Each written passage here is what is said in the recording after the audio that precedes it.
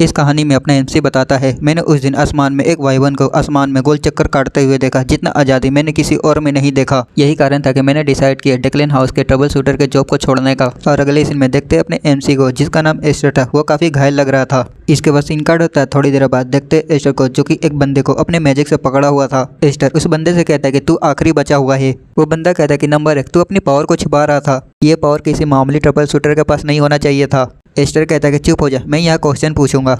और उसे एक बुक दिखाता है और कहता है कि क्या ये एक मैजिक टॉम है। वो बंदा कहता है कि हाँ, और क्या तू सोचता है कि हम यहाँ सिर्फ एक हंटिंग डॉग को मारने के लिए यहाँ पर आए हैं। एस्टर कहता है कि अगर तेरी तरह डेक्लन के सभी कचड़े हैं तो मैं सभी को देख लूंगा, तो मुझे बता इसका यूज कैसे करते हैं। वो बंदा कहता है मुझे नहीं पता। एस्टर उस मैजिक टॉम को देखते हुए मन ही मन कहता है कि अगर उस लालची डेक्लन को इसका यूज करने पता नहीं है तो उसने इसे बेसमेंट में की छुपाया और वो इसे यहाँ पर लेने के लिए आ गए। इसका मतलब ये है कि ये काफी कीमती है। तभी वो बंदा कहता है कि नंबर 1, वो बुक हमें दे दे। तब मैं पेड्रेस को बोल के तुझ पर दया दिखाने के लिए कहूंगा, शायद वो तुझे जिंदा छोड़ दे। ये सुन एस्टर मुस्कुराता है। वो कहता है एक ट्रबल शूटर मैनेजर के पास कौन सी पावर है जो वो ऐसा करेगा? क्या मैं तुझे बेवकूफ़ लगता हूँ? तो तू अपनी आखिरी वर्ड बोल। वो बंदा एस्टर को गाली देता है। एस्टर कहता है कि तो तू अपनी औकात पर आ ही गया। तभी अचानक से एस्टर को एक खतरनाक एनर्जी सेंस होता है। वो पीछे पलट के देखता है। वो देखता है कि वहाँ पर एक बंदा आ रहा था। वो कहता है कि तुम्हारी इंटेंस काफ़ी अच्छी है, तुम्हें देख के अच्छा लगा। मैं फेरन वन डेक्लन हूँ, eastern continent magical house Declan का हेड। एस्टर सोचता है कि डेक्लन हाउस का हेड। वो हेड कहता है कि अगर तुम्हें बुरा ना लगे तो क्या तुम मुझे वो बुक दे सकते हो? बाकी की हम बाद में बात करेंगे। एस्टर सोचता है कि मुझे ट्रबल शूटर का काम करते हुए 10 साल से भी ज़्यादा टाइम हो चुका है।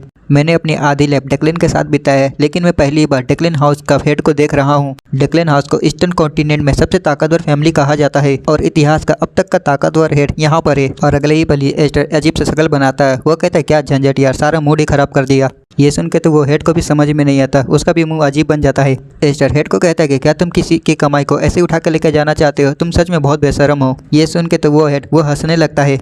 उसकी हंसी सुन एस्टर मन ही मन कहते हैं कि डैम, शायद मुझे उस टाइम वो वाइपन नहीं खाना चाहिए था। हेड यहाँ खुद ही चला आ गया, क्या बेकार किस्मत है मेरी। और साथ ही एस्टर का शरीर वो कांप रहा था हेड की पावर को फील कर। वो मन ही मन कहता है कि उसका ऑरा कोई मजाक नहीं है, अब तक का सबसे ताकतवर जादूगर देखा है मैंने। तभी वो हेड अपने छड़ी को नीचे पटकता है और कहता है कि तुम्हें मारना और बुक को वापस ले जाना ये आसान है, लेकिन चलो मैं पॉइंट पर आता हूँ। डेक्लेंस के अंदर वापस आ जाओ, ऑफकोर्स तुम्हें वो बुक को देना होगा, तब मैं तुम्हारे सभी किए गए कामों को इग्नोर कर दूंगा। और वैसे भी तुम्हारी टैलेंट सच में काफ़ी अच्छी है। तुम्हारी फाइट देखने के बाद मुझे यकीन नहीं हो रहा कि हमने तुम्हें नहीं पहचाना। तुम बस एक गली के आवारे हो जो कि ग्रे जोन वाले घटिया टेक्निक का यूज़ करते थे, जो सिर्फ ट्रबल शूटर सीखते हैं। पर फिर भी तुम्हारे पास इस लेवल की स्किल है। अगर तुम्हें डेक्लन हाउस के पंख मिल जाए तो सोचो तुम कितना ऊपर उड़ सकते हो। अगर तुम्हारे जैसा टैलेंट हमारे डेक्लन के पास हो तो हमारा डेक्लन हाउस भी बहुत आगे बढ़ेगा, साथ ही तुम्हारा भी इतिहास में नाम लिखा जाएगा। इसलिए डेक्लन के पास आ जाओ, मेरी साइड हो। ये सुन एस्टर कहता है कि ठीक है। हेड कहता है कि बहुत अच्छे, अब वो बुक को मुझे दे दो। एस्टर कहता है कि पर मेरी एक कंडीशन है, मुझे हेड की सीट की सील दे दो, तब मैं इसके बारे में सोचूंगा। अब ये सुन हेड का तो मुंह ही बन जाता है। एस्टर अपने मैजिक का यूज करता है। वो कहता है कि तो तुम हमारी फाइट देख रहे थे है ना? और एस्टर जो मैनेजर को पकड़ा हुआ था अपने मैजिक से करके उसका गला घोट के वहीं पर मार डालता है। और वो हेड से कहता है कि क्या तुम गिन भी सकते हो कि कितने लोग मारे गए?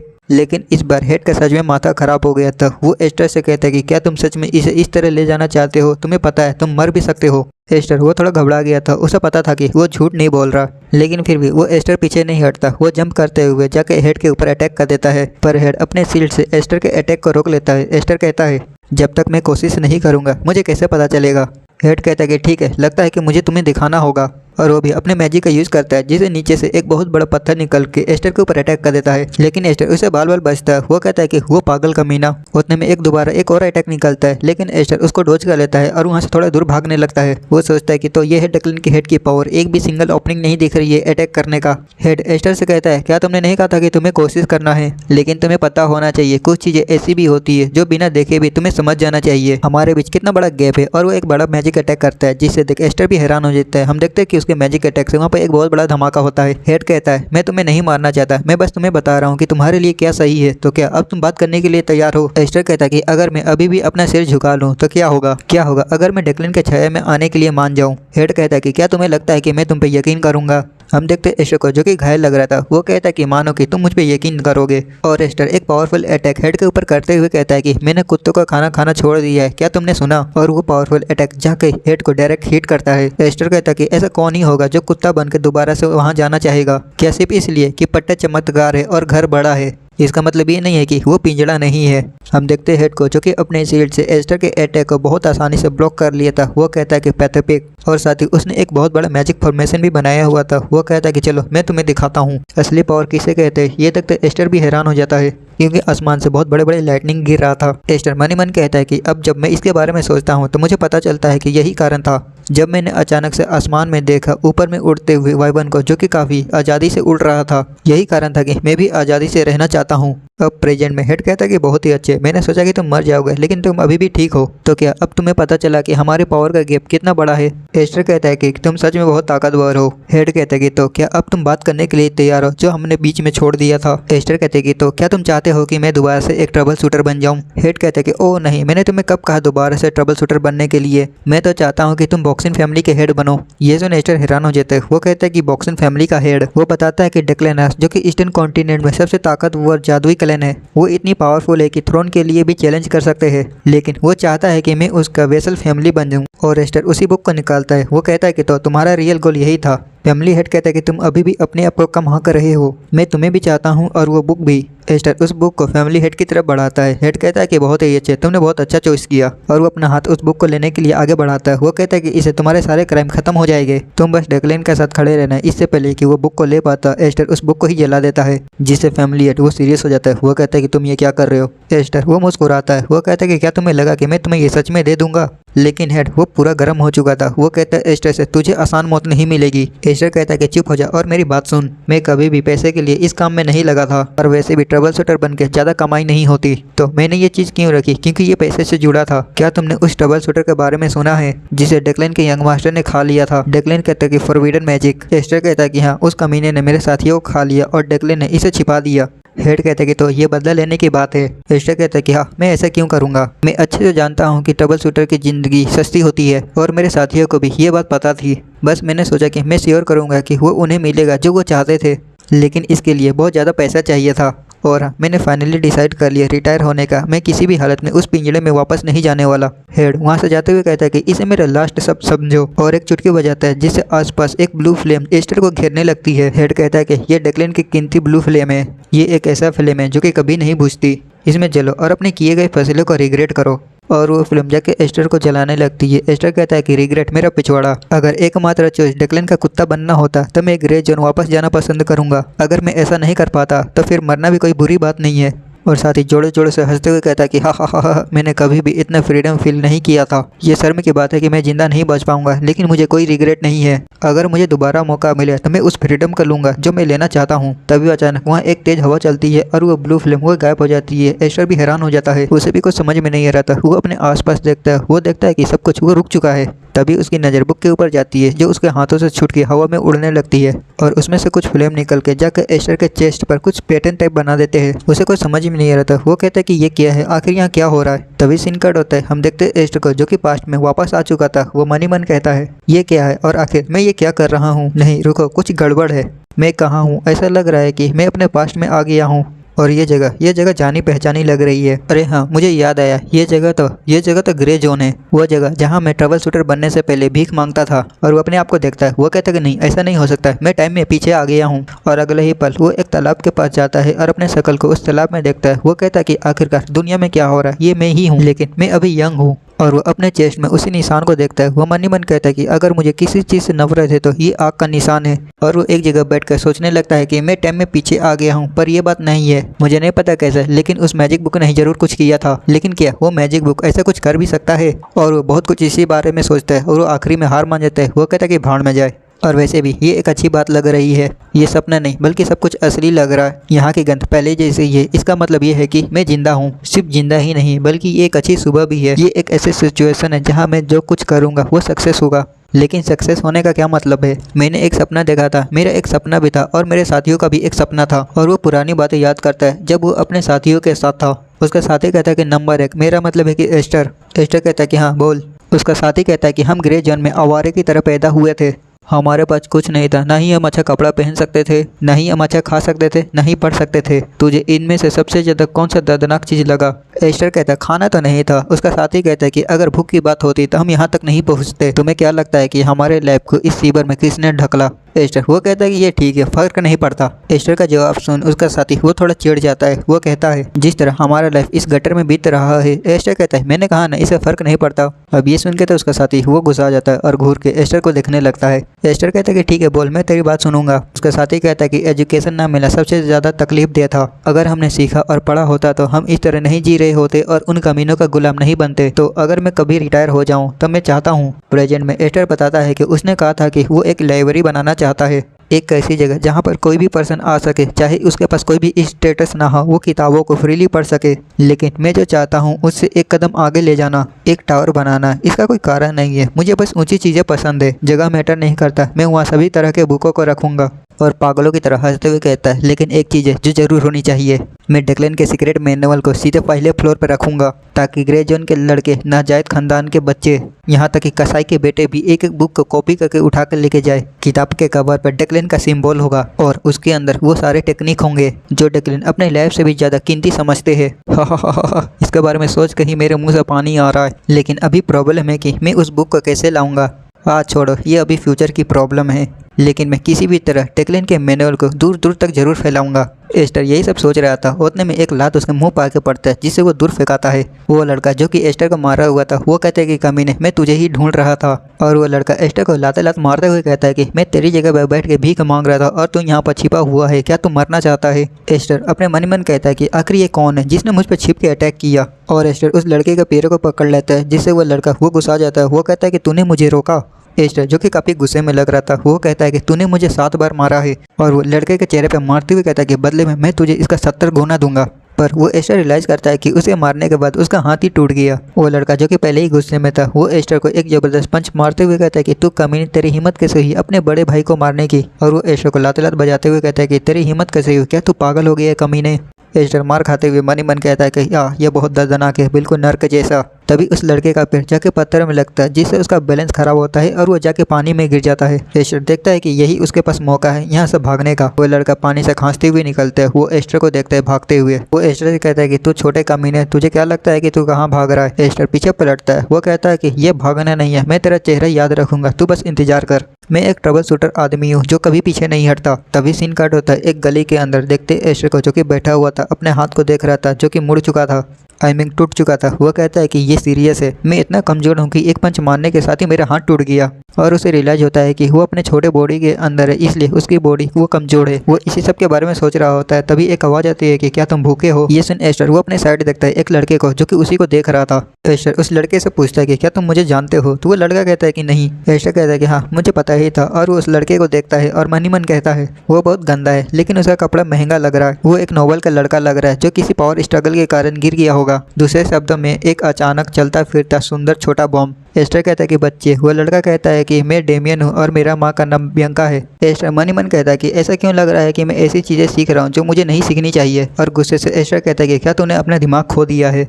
डेमियन कहता है कि मेरा कोई माँ नहीं है। एस्टर कहता है कि मेरा भी कोई फादर नहीं है, इसलिए मैं जीत गया, इसलिए अब तुम यहाँ से जा सकते हो, अब हमें अलग अलग हो जाना चाहिए। और मन ही मन कहता है कि ऐसे बच्चे से ना जुड़ना ही अच्छा है, इससे पहले की चीज़ें और भी खराब हो जाए, मुझे उसे छोड़ देना होगा। पर डेमियन अभी भी वहीं पर खड़ा था। एस्टर कहता है गुस्से से क्या तुम नहीं जा रहे।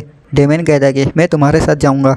एस्टर सोचता है कि क्या मुझे उसे थप्पड़ मारना चाहिए, नहीं छोड़ो। तभी डेमियन एस्टर की तरफ अपना हाथ बढ़ाता है और कहता है कि हे क्या तुम्हें इससे दर्द नहीं हो रहा, चलो मैं इसे हील कर देता हूँ। और अपने मैजिक का यूज़ करते हुए एस्टर के टूटे हुए हाथ को हील कर देता है, जिसे एस्टर भी देख हैरान था। डेमियन कहता है कि ये टच मैजिक है। एस्टर वो तो हैरान था। वो मन ही मन कहता है कि नहीं, इसे भूल जा, ये कोई टच मैजिक नहीं है, ये लाइट ऑफ फीलिंग है, बेल्डरो फैमिली की एक सीक्रेट टेक्निक जो डेक्लेन के कारण गिर गई थी। मेरे ट्रबल शूटर वाला वो गंदा और खतरनाक वो मामला अब मुझसे सीधा जुड़ गया। लेकिन यह बेल्डोरा फैमिली का बच्चा ग्रे जोन में क्या कर रहा है। इस टाइम तो बेल्डोरा फैमिली को तो स्ट्रांग होना चाहिए। और वो अपने दिमाग पर जोर डालता है कि डेमियन डेमियन डेमियन अपना नाम सुन के कहता है कि क्या तुमने मुझे बुलाया। तभी एस्टर को याद आ जाता है वो अजीब आंखों वाला बेल्डोरा ब्लड लाइन का मेंबर। वो आंखें वही है बेल्डोरा का मोस्टर। वो पागल कसाई, उसे मार डालने पर भी वो नहीं मरे था। ये वही है बेल्डोरा वॉन डेमियन। प्रेजेंट में वो देखता है डेमियन को जो कि चींटियां गिन रहा था। और एस्टर को अपनी आंखों पर विश्वास नहीं हो रहा था कि वो डेमियन को अपने सामने देख रहा है। और एस्टर बताता है कि जब मैं रिग्रेशन से पहले एक ट्रबल शूटर था। ये तब की बात है जब मैं डेक्लन फैमिली के ऑर्डर पर बेल्डोरा फैमिली पास गया था। एस्टर अपने साथी से कहता है कि डैम, अगर ये बेल्डोरा फैमिली का मामला है उन्हें ये खुद ही हैंडल करना चाहिए, उन्होंने हमें क्यों बुलाया। उसके साथी कहते हैं कि वेल, ये बड़े लोगों की सोच है, हम जैसे लोगों को ये कैसे पता चलेगा। और वैसे भी मैंने सुना है सॉफ्ट स्टेट में एक मॉन्स्टर है जो उसके हाथों हजारों लोग मारे गए। एस्टर कहता है कि एक मॉन्स्टर या कुछ और, वहाँ जाने पर ही पता चलेगा। और एस्टर बताता है और जब मैं वहाँ पर गया तब मैंने देखा एक पर्सन दूसरे पर्सन को कैसे फाड़ रहा था। वो बार बार सॉफ्ट अन की वह हीलिंग मैजिक को डालते, लड़ते लड़ता हंसता, ये पूरी तरह से पागलपन लग रहा था। वो था बेल्डोरा का मॉन्स्टर, वो पागल कस है जिसे मार भी दो तब भी वो नहीं मरता, डेमियन वॉन बेल्डोरा। लेकिन अभी इसे देखो, बेल्डोरा फैमिली का सीधा डिसेंडेंट अपने फैमिली का हेड इतनी बेकार जगह पे क्या कर रहा है। तभी अचानक डेमियन के पेट से गुड़गुड़ाने की आवाज़ निकलती है। एस्टर देख रहा होता है, डेमियन खड़ा होता है, वो कहता है कि खाना। एस्टर कहता है क्या? डेमियन कहता है कि चलो खाना खाने चले। माँ ने कहा था कि अगर तुम हेल्दी रहना चाहते हो तो तुम्हें अच्छा खाना खाना चाहिए, तुम बीमार लग रहे हो, क्या तुम कुछ नहीं खाते? एस्टर ये सुन के मान जाता है, लेकिन उसे पूछता है कि क्या उसके पास पैसा है। डेमियन एस्टर को बहुत सारा पैसा दिखाता है, जिसे देख एस्टर डेमियन के कंधे के ऊपर हाथ रखता है। वो कहता है कि अब से हम फ्रेंड है। डेमियन कहते हैं कि इतनी अचानक? एस्टर कहता है कि हाँ, अगर मैं बोल रहा हूँ कि हम दोस्त थे तो हम दोस्त थे, और दोस्त अपने दोस्त के साथ पैसा शेयर करता है, तो आज से हम दोस्त है, चलो खाना खाने चले। ये सुन के तो डेमियन वो तो खुश हो जाता है, वो कहता है कि हाँ हम दोस्त है। इसके बाद सीन कट होता है। कुछ देर बाद हम देखते हैं एस्टर को जिसका पेट भर चुका था। वो कहता है कि खाना बहुत अच्छा था और नहाने के बाद तो और भी तरोताजा लग रहा है। डेमियन तुम क्या कर रहे हो? डेमियन इधर उधर देख रहा था। डेमियन कहता है मुझे नहीं पता, जिस जगह पे हम खाना खा रहे थे उसके ऊपर घर भी होगा, मैं हमेशा बाहर ही सोता था, पहली बार मुझे इसका रियलाइज हुआ है। एस्टर कहता है कि अच्छा। डेमियन कहता है कि हाँ, और मेरे पास फादर भी नहीं है। एस्टर कहता है कि लेकिन तुम्हारे पास मदर तो है। तो डेमियन आसपास देखने लगता है, वो कहता है कि नहीं, वो यहाँ पर नहीं है। ये देख के तो एस्टर अपना शरीर पकड़ लेता है और वो सोचता है कि डेमियन के रिलेटिव वो सारे मारे जा चुके हैं। और एस्टर डेमियन से पूछता है कि वो कितने टाइम से अकेले रह रहा है। डेमियन काउंट करते हुए बताता है कि जब से मैं फैमिली से बाहर भागा हूँ तब से मैं बाहर 10 बार सो चुका हूँ। एस्टर सोचता है कि क्या वो भाग रहा है, क्या वो किसी से छिप रहा है। और वो डेमियन से कहता है कि तो तुम कहना चाहते हो कि 10 दिन हो चुके हैं। डेमियन कहता है कि मैं 10 बार झपकी ले चुका हूँ, दिन में 2 बार। ऑफकोर्स मेरा मतलब है कि झपकी से है, और वैसे भी ये कुल मिलाकर 10 बार हो चुका है। एस्टर कहता है कि इसका मतलब है कि तुम्हें 3 से 4 दिन हो गया है। डेमियन कहता है लेकिन जब से मैं यहाँ पर आया हूँ तब से मैं एक बार भी नहीं सोया। एस्टर को तो कुछ समझ में नहीं आता, और अगले ही पल वो गुस्सा करते हुए कहता है सच में मैं इससे पागल हो जाऊंगा। और मनी मन कहता है कि जब तक ये लड़का ग्रे जोन में है मुझे इसका नैनी बन के इसे प्रोटेक्ट करना होगा, क्योंकि वह बेल्डन फैमिली से कांटेक्ट बना सकता है, क्योंकि बाद में डेक्लन के खिलाफ फाइट में उसकी कुछ मदद मिल जाए। और वेल्डन फैमिली के पास बहुत सारी किताबें भी होती है, और ऑफकोर्स मुझे उस कमीने को भी नहीं भूलना है, मुझे उसका 100 गुना उसे वापस भी देना है। और एस्टर डेमियन से कहता है कि डेमियन अब मैं ब्रेथ लेने जा रहा हूँ, इसलिए अब मुझे परेशान मत करना। ये सुन डेमियन वो हैरान हो जाता है, वो कहता है कि क्या तुम ब्रेथिंग प्रैक्टिस करने जा रहे हो? एस्टर कहता है कि हाँ, और जब मेरा हो जाएगा तब तुम भी प्रैक्टिस कर सकते हो। ये बोल एस्टर अपनी आंखें बंद कर लेता है और ब्रेथिंग प्रैक्टिस करने लगता है। और वो बताता है कि मेरे पिछले लाइफ में मुझे जो ट्रबल शूटर जो बेसिक मैजिक मिला, मैंने उसके स्पेल को सीखा, लेकिन उसकी भी एक लिमिट थी, इसलिए मैं अलग अलग नोबल्स के घर चोरी चुपके जाके उनके मैजिक को चुराता था। मैं कई बार मरते मरते बचा, लेकिन जो मैंने स्पेल सीखा वो कुछ इस तरह के थे, नाइट वाली hard body technique, spirit magic, summoning, alchemy और बंच ऑफ रैंडम आर्ट्स। लेकिन मरने से पहले मैंने एक ऐसी पावर को छू लिया जो कि एक केओस थी। लेकिन इस बार मैं जरूर वो मैजिक सीखूंगा, डेक्लन के आर्ट्स, हेवनली ओरिजिन टेक्निक। ये डेक्लन के सारे स्पेल से जुड़ा है जो हर तरह के माना को हैंडल करती है। मैंने इसे रिसर्च के लिए याद किया था और मैं इसी का यूज करने वाला हूँ, द ब्रीथिंग टेक्निक। और अगले ही पल एस्टर के चेस्ट में वो दर्द होने लगता है। वो कहता है ये बहुत गर्म है, ऐसा लग रहा है कि मेरा बॉडी लावा में डुबाया जा रहा है। व्हाट द हेल, ये क्या हो रहा है? नहीं, मुझे फोकस करना होगा। और अगले ही पल वो अपने बॉडी में कुछ निकलते हुए देखता है। वो कहता है कि ये क्या हो रहा है, इम्प्योरिटी, ये यहाँ पर क्यों है? ये हाई लेवल की स्पेल है जो सिर्फ नोबल्स के फैमिली इलाइट मेज ही यूज करते हैं, सिर्फ अपने डायरेक्ट ब्लड लाइन पे उनके बॉडी से इम्प्योरिटी को निकालने के लिए। ये फोर्सफुली माना को बाहर करके उनके सर्किट की इम्प्योरिटी को जला देती है, और एस्टर के बॉडी में जितनी भी इम्प्योरिटी थी वो सारे निकल जाते हैं। और अगले ही पल वो अपनी नींद से जाग जाता है। वो काफ़ी थका हुआ लग रहा था। वो मनी मन कहता है कि कितना टाइम हो गया है मुझे सोए हुए। नहीं, इससे भी ज़रूरी बात है। और वो अपने हाथों को देखता है। वो कहता है कि मेरे सर्किट के अंदर जितनी भी इम्प्योरिटी थे वो चले गए हैं, और मेरा माना वो साफ़ हो गया है। मेरे पास्ट लाइफ से मेरे बॉडी में उससे भी ज़्यादा साफ माना है। लेकिन अभी भी ये डेक्लिन को हराने के लिए काफ़ी नहीं है। अगर मैं 100 बार भी जन्म लूँ तभी ये नामुमकिन जैसा लगता है। लेकिन एक बात पक्का है, मेरा चांस वो बढ़ गया है। मैं एक ट्रबल शूटर था, एक ऐसा पर्सन जो कभी हार नहीं माना, और इस लाइफ में भी नहीं मानूंगा। सीन कट होता है अगले सुबह। डेमियन को देखते हैं जो कि आज थोड़ा अलग लग रहा था। वो कहता है कि मेरे बाल वो ब्राउन हो गए। एस्टर सोचता है अच्छा हुआ मैंने उसके बालों को बदल दिया, अब हमें कोई परेशानी नहीं होगी। तभी डेमियन एस्टर से पूछता है कि दोस्त अब हम क्या करने वाले हैं। एस्टर वो मुस्कुराता है, वो कहता है कि आज हम बहुत बड़ा केओस मचाने वाले हैं। सीन कट होता है देखते उसी लड़के को जो कि डेमियन को मार रहा था, जो कि अभी भी सो के उठा हुआ था। वो कहता है कि आज का मौसम तो बहुत अच्छा है, लेकिन तभी वो कुछ देख हैरान हो जाता है क्योंकि एस्टर उसी के पास आ रहा था। वो लड़का एस्टर के पास जाता है और कहता है कि आखिर तू कहाँ भाग गया था, अब तू दिखाई दे रहा है और तेरे आउटफिट के साथ क्या है, और वो बच्चा वो कौन है, उसे देख के लग रहा है वो अमीर है।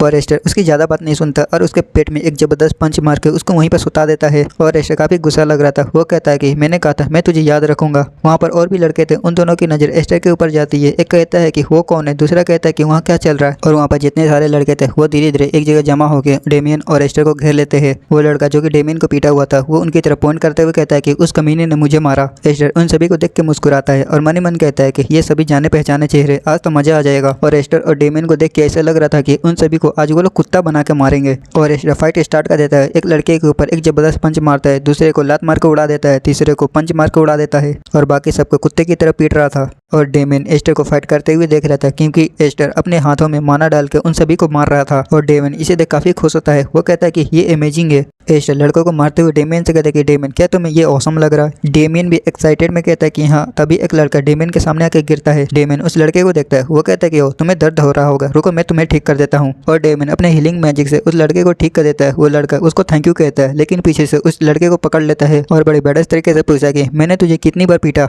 वो लड़का कुछ नहीं बोल पाता था। एस्टर मार के उसको वहीं सुता देता है और वो एस्टर फिर से वही लड़के को मारने लगता है जो कि पहले उसने एस्टर को मारा था। और एस्टर उस लड़के से भी पूछता है कि मैंने तुझे कितनी बार मारा है। वो लड़का अपना पिछवाड़ा पकड़ता है। वो कहता है कि मैं भूल गया। ये सुन एस्टर कहता है कि मेरे दोस्त। पीछे से डेमियन आता है और कहता है कि हाँ क्या मेरी बारी है। उस लड़के की तो फट जाती है क्योंकि डेमियन और एस्टर उन दोनों को एक डेबल की तरह लग रहा था। एक तो मारता है, दूसरा ठीक करता है। और एस्टर ये काम सुबह से रात तक करता है और उन सभी को एक लाइन में खड़ा करते हुए कहता है कि आज के लिए थैंक यू। वो सभी लड़के भी एक साथ कहते हैं कि हाँ आज के लिए थैंक यू। दूसरी तरफ एस्टर को काफी अच्छा लग रहा था उन सभी को मारकर। तभी एस्टर की नजर उस लड़के के ऊपर जाती है। वो लड़का एस्टर की तरफ आया हुआ था। वो कहता है उससे वो लड़का एस्टर से कहता है कि तो क्या अब हम जा सकते हैं, मुझे लगता है कि आज के लिए इतना काफी है। एस्टर इसकी परमिशन दे देता है। वो कहता है कि ठीक है तुम जा सकते हो, लेकिन वो लड़का वो नहीं जाता। वो एस्टर से कहता है लेकिन ये घर तो हमारा है।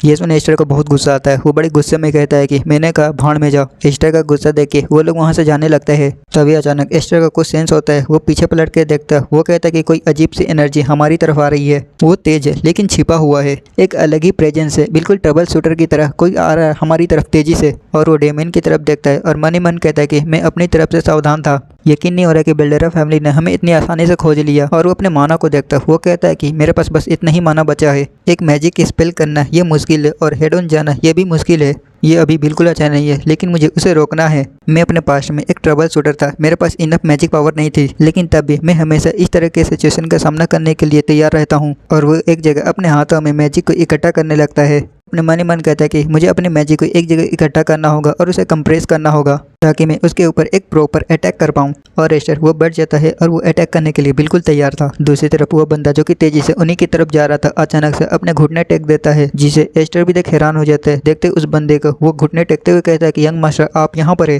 डेमियन उस बटले को देख हैरान हो जाता है। वो कहता है कि अल्फ्रेडो जो कि डेमियन को पकड़ा हुआ था। वो कहता है मुझे नहीं पता कि मैं आपको कब से ढूंढ रहा था, लेकिन फाइनली आप मुझे मिल गए, मुझे आपकी बहुत चिंता हो रही थी। और वो बटलर डेमियन को गले लगा लेता है। डेमियन उसको छुड़ाते हुए कहता है कि अब हटो भी। बटलर कहता है कि नहीं मैं ये नहीं करूंगा, जब तक आप फैमिली के पास वापस नहीं लौटते मैं आपको नहीं छोड़ूंगा, भले ही आप मुझे मार डाले। यंग मास्टर आप ऐसे ही घर से नहीं भाग सकते। लेकिन दूसरी तरफ एस्टर का उसका पूरा मूड ही खराब हो गया था। वो समझ जाता है कि डेमियन वो अपने घर से भागा है। बटलर जो कि डेमियन को पकड़ा हुआ था वो एस्टर से कहता है मुझे माफ करना कि मैंने मेहमानों के सामने हंगामा किया, मैं अल्फ्रेडो हूँ, ब्लेंडर फैमिली का बटलर। एस्टर भी अपने बारे में बताता है कि बोलता है कि हाँ मैं एस्टर हूँ। बटलर कहता है लगता है कि यंग मास्टर डेमियन आपको सच में पसंद करते हैं, अगर ये तुम्हारे लिए ठीक है तो तुम हमारे फैमिली में आने के बारे में क्या सोचते हो। ये सुन एस्टर वो सोच में पड़ जाता है। वो कहता है कि ब्लेंडर फैमिली का बेसिक रूल है गंदगी से दूर रहना और छोटे नबल को अवॉइड करना। मुझे उसकी असली इंटेंशन समझ में नहीं आ रही है, लेकिन इसे कोई फर्क नहीं पड़ता क्योंकि मैं ब्लेंडर फैमिली के साथ कांटेक्ट बनाने के ही बारे में सोच रहा था। और एस्टर बताता है कि ब्लेंडर फैमिली की टेरिटरी सिटी जाने वाले रास्ते पर है और जेनिन एकेडमी जिसे ईस्ट का बेस्ट एकेडमी कहा जाता है, और यहाँ तक कि उस एकेडमी के लाइब्रेरी में बहुत अच्छी अच्छी किताबें भी है। मैं तो बस एक अच्छा लाइब्रेरी बनाने के बारे में सोच रहा था, वहाँ पर जाके लाइब्रेरी को देखना ये बुरा आइडिया नहीं है। और एस्टर उनके साथ जाने के लिए मान जाता है। तब बटलर वहाँ से जाते हुए कहता है कि ठीक है तुम रुको, मैं कैरेज को लेके आता हूँ। एस्टर मनी मन कहता है कि लाइब्रेरी बनाने के रास्ते में मैं थोड़ा भटक गया, लेकिन अच्छे के साथ तो अच्छा होता है। एक बार मुझे ब्लेंडर फैमिली घूम ही लेना चाहिए, मुझे जानना है कि ब्लेंडर फैमिली का खाना कितना अच्छा है। इसके बाद सीन कट होता है। कुछ देर बाद हम देखते हैं कैरेज को। कैरेज वाला कहता है कि सर हम ब्लेंडर फैमिली पहुंच गए। एस्टर वो कैरेज से उतारता है और मनी मन कहता है ये पहली बार है जब मैं ऑफिशियली ब्लेंडर फैमिली आया हूँ। और एस्टर अपने सामने बहुत सारे सर्वेंट को देखता है। बटलर कहता है कि आज बहुत देर हो गई है, इसलिए आज जाकर रेस्ट करो। लेंसी मैं ये तुम पर छोड़ता हूँ। लेंसी जो कि थोड़ी गुस्से के नजर में डेमियन को देखती है, वो कहती है कि यंग मास्टर प्लीज मुझे फॉलो करिए। डेमियन जो कि पहले घबराया हुआ था वो लेंसी को देखे और भी घबरा जाता है। वो कहता है कि लेंसी। इसके बाद सीन कट होता है। हम देखते हैं मेंशन के अंदर बटलर को, जो कि एक रूम के पास जाता है और दरवाजे को नॉक नॉक करता है। अंदर से आवाज आती है कि अंदर आओ। तो बटलर दरवाजा खोल अंदर जाता है। अंदर में जो था वो पूछता है डेमियन के बारे में। तो बटलर बताता है यंग मास्टर डेमियन वो ग्रे जोन में थे और मैं उन्हें अभी लेके आ रहा हूँ। वहाँ का माहौल एक पल के लिए शांत हो जाता है, लेकिन अचानक से बटलर के सामने एक ब्लास्ट हो जाता है। हम देखते हैं वो ब्लास्ट करने वाला और को नहीं बल्कि डेमियन की मदर होती है। वो डेमियन के बारे में पूछती है कि क्या हुआ, अभी ठीक है? अगर मेरे बेटे को कुछ हुआ तो मुझे नहीं पता कि मैं क्या कर बैठूंगी।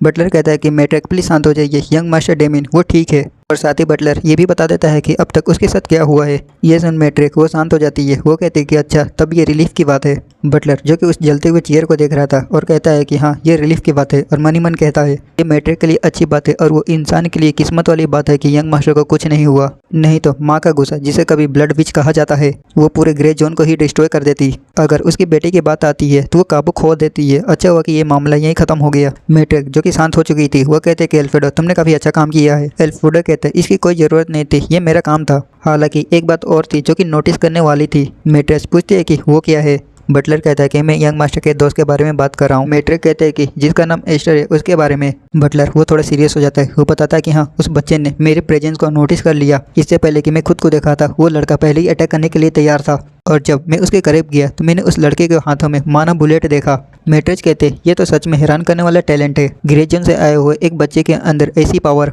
बटलर कहता है कि मैट्रिक क्या मैं आपसे एक फेवर मांग सकता हूँ? तभी सीन कट होता है। अगले सुबह हम देखते हैं बटलर को जो दरवाजा खोल आते हुए एस्टर से कहता है कि बच्चे सक्सेसर बनने के लिए तैयार हो जाओ। लेकिन दूसरी तरफ एस्टर को कुछ समझ में नहीं आता। वो बटलर मनी मन सोच रहा था हाँ मुझे पता है कि तुम हैरान हो गए होगे, लेकिन ऐसा कोई रास्ता नहीं है कि तुम इसे मना कर दो। और वो बटलर अपने आप को महान समझने लगता है क्योंकि वो समझ रहा था कि एस्टर उसके लिए मान जाएगा, क्योंकि एस्टर वो एक छोटे जगह से उठ के आया है, उसके लिए अच्छा मौका है आगे बढ़ने का। लेकिन एस्टर उसके मुंह पर सीधा मना कर देता है, जिसे सुन वो बटलर हैरान हो जाता है। उसे कुछ समझ में नहीं रहा था कि उसने अभी अभी क्या सुना और वो एस्टर की तरफ देखता है जो कि काफी कैजुअल लग रहा था, मानो कि उसे कोई फर्क नहीं पड़ता। पीछे से डेमियन आता है और कहता है कि डैम दोस्त इसका क्या मतलब है, क्या तुम बटलर का सक्सेसर बनने के लिए मना कर रहे हो? एस्टर डेमियन का मुंह बंद कर देता है। वो कहता है मुझे लगता है कि अभी मैं जैसा हूँ मुझे ऐसा ही रहना पसंद है, हालांकि मैं उनके ऑफर को अप्रिशिएट करता हूँ। बटलर जो कि पहले ही हैरान था वो मनी मन कहता है कि आखिर क्या हो रहा। हाँ मैं समझ गया, ग्रे जोन का एक लड़का जो कि गरीब की तरफ पैदा हुआ, उसने अपने नेचुरल टैलेंट के दम पर मैजिक सीखा। शायद यही कारण है कि खुद को वो महान समझता है। मैं समझ सकता हूँ, मैं भी एक ऑर्डिनरी फैमिली में पैदा हुआ था और अपनी हद जाने बिना बेवकूफी की तरह जीता था, लेकिन बाद में मुझे पता चले कि दुनिया वो कितनी बड़ी है। और बटलर एस्टर से कहता है कि बच्चे दुनिया बहुत बड़ी है।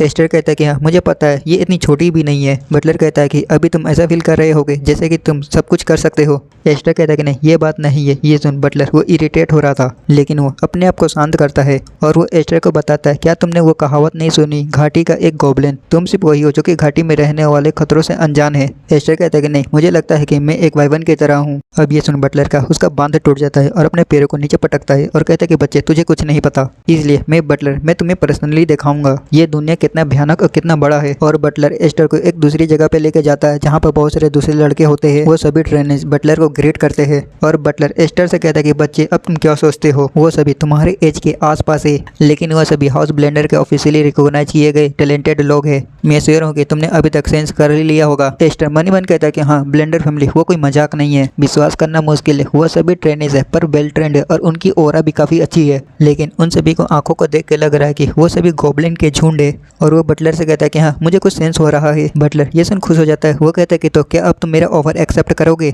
अगर तुम मेरे सक्सेसर बने तुम भी इन बच्चों की तरह चमकोगे, नहीं तुम इनसे भी ज्यादा चमकोगे। लेकिन एस्टर वो दोबारा मना कर देता है। वो कहता है कि मुझे लाइट से नफरत है। बटलर कहता है कि लेकिन क्यों? तभी साइड से एक लड़का हाथ उठाता है। वो कहता है कि बटलर मास्टर। बटलर उस लड़के की तरफ देखता है। वो कहता है कि विंस्टर क्या तुम कुछ कहना चाहते हो? विंस्टर कहता है कि अगर उस लड़के को कुछ सेंस होता था वो आपको ऑफर को नहीं ठुकराता, लेकिन उसे इसे मना करते हुए देख के लग रहा है कि उसने अभी तक कुछ सेंस नहीं किया। अगर आप मुझे परमिशन दे तो मैं उसे कुछ एक्सपीरियंस देना चाहूंगा। बटलर कहता है कि क्या तुम एक ड्यूल करना चाहते हो? विंस्टर कहता है कि ड्यूल नहीं, मैं तो बस एक एक्सपेरिंग मैच करना चाहता हूँ। ये सुन बटलर उसका मुंह ही बंद हो जाता है। वो मनी मन कहता है कि वो कुकी, लेकिन ये आइडिया बुरा नहीं है। और बटलर एस्टर से कहता है कि बच्चे तुम क्या सोचते हो उस लड़की के साथ एक सिंपल डील करने के बारे में। एस्टर मन ही मन कहता है मुझे पता था मैं उनकी आंखों का एक कांटा बन गया हूँ, एक लकी आवारा का मीना जो कि कहीं से भी उठ के आ गया है, वो मुझे ऐसे ही देख रहे हैं। एस्टर वो मान जाता है। वो बटलर से कहता है लेकिन क्या मैं ओपोनेंट को चुन सकता हूँ। बटलर इसके लिए मान जाता है तो एस्टर सबसे पहले उसी लड़की की तरफ इशारा करता है। इसके बाद 2-3 बंदे की और तरफ इशारा करता है कि तुम और तुम वो पांचों, मैं तुम सभी के साथ एक साथ लड़ूंगा।